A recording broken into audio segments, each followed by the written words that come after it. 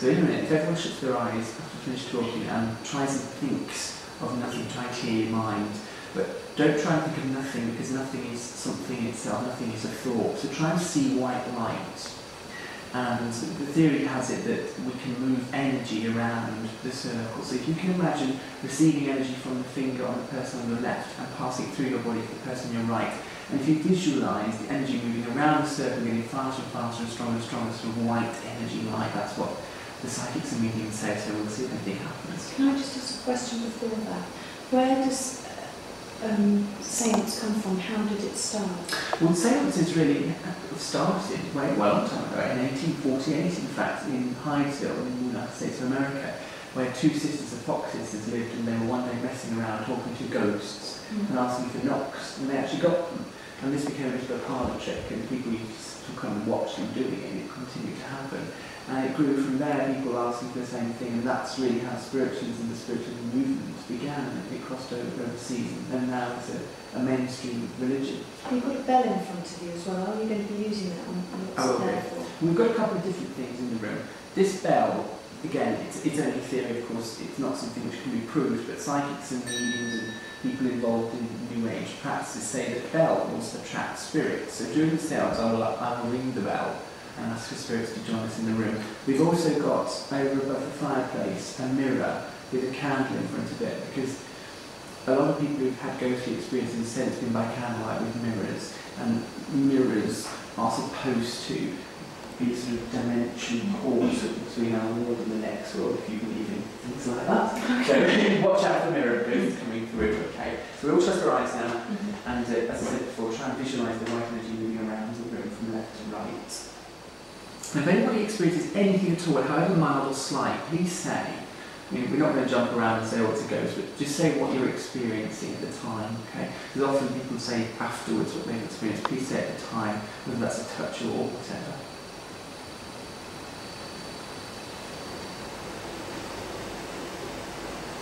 If there are any spirits in the room or in the castle who wish to contact any member of the circle sat here in the library, please give us a sign that you are here.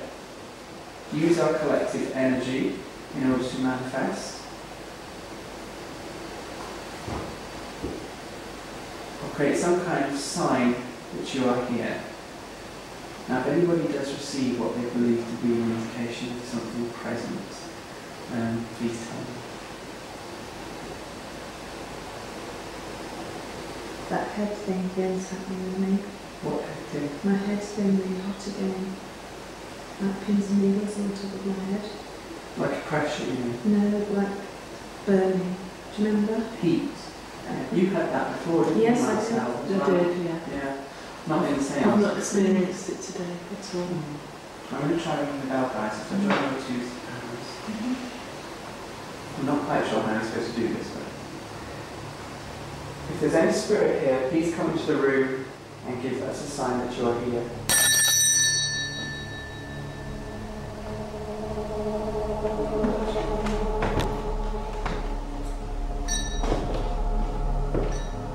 Please give us a sign that you are here.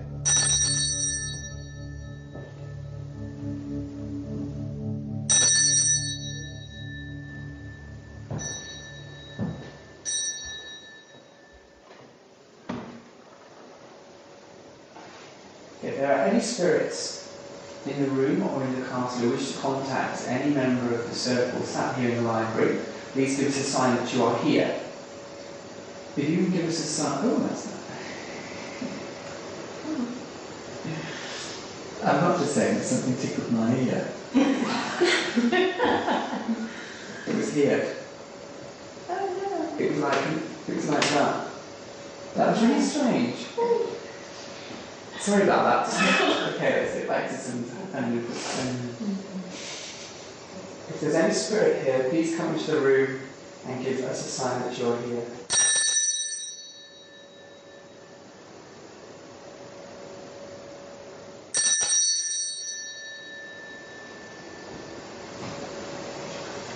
No, that's quite odd. Quick, check account that candle. Because I know candles do that, but it's as I was doing that, but that candle actually was burning like there was a wind. And all the others aren't doing it. Or there was a dead calm, so there's no No, I'll be honest with you, there's no breeze whatsoever. There's nothing here, put your hand up here, there's nothing at all. No, there isn't, not a sausage, not anything.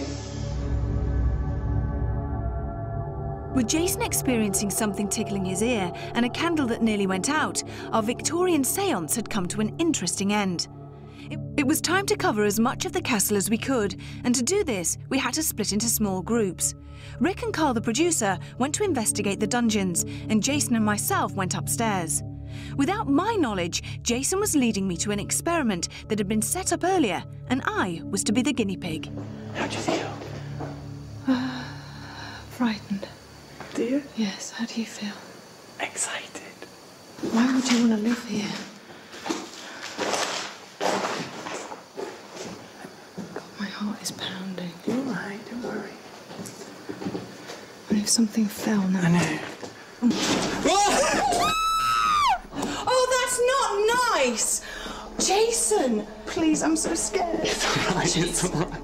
A wall had moved on its own, or so I thought. It was Rick and Carl pushing a false wall from the other side, and the experiment got the desired effect.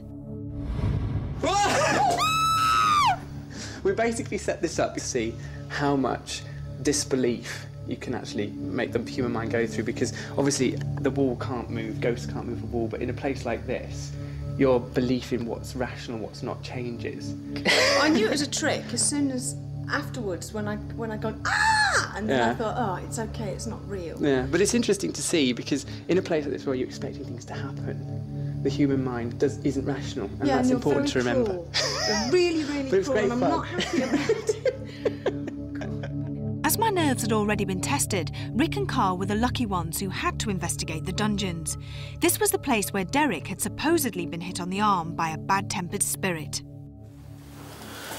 Shall we break? Just going to stand in the middle of the ring and couple of seconds. I'll tell you what, here we go. We both have to take turns in going and standing through that black void, yeah?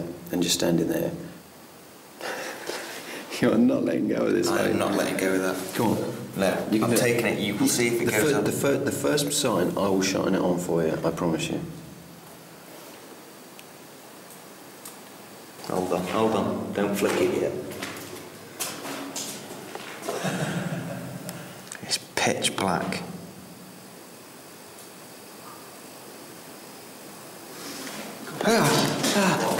Something's just tickled my hair. Where, in here? Yeah, something's just tickled my hair. Oh, I don't want to stay in it. Right, whereabouts was it? Whereabouts were you? Just walk straight. Oh, God, that's awful. It's very scary. With Rick seeing Derek being hurt earlier in the same place, was he expecting anything to happen? Had something touched him, or was it his imagination? In one of the rooms upstairs, Jason and I heard a tapping sound. Listen carefully. Oh, did you hear that? Yes, what is it? Did you hear that in there? Yes. That tap? Shall we go and investigate? Oh, God. I did hear that noise there, did you? Yeah. And we haven't heard any of the noises here. We're in the middle of nowhere. It's dead silent. Let's see if we hear another noise from there. If we do, we'll go and investigate. Charles? No, don't. Oh, God, please.